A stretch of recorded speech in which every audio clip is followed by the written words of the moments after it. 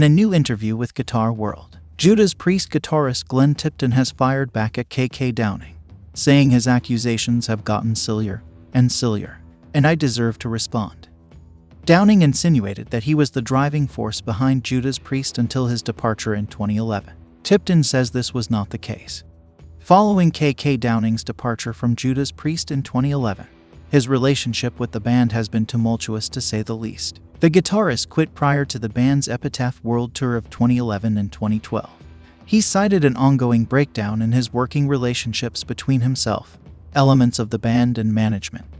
In 2018, Downing released a memoir titled Heavy Duty Days and Nights in Judas Priest, in which he delved further into the reasons behind his departure, noting his relationship with co-guitarist Glenn Tipton as a major contributing factor.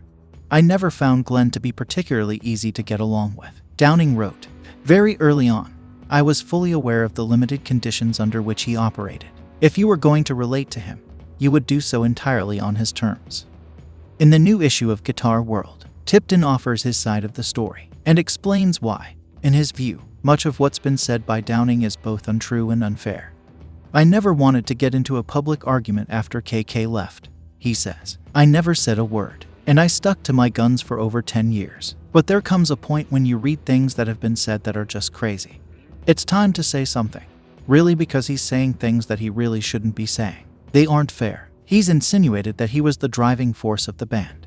It just isn't true. Priest is made up of 5 guys working together. There's not just one person driving the band. He said all these things that, I think, are meant to upset us and get us to say something in response. And for a long time we didn't. But I've got a lot to say, and enough's enough.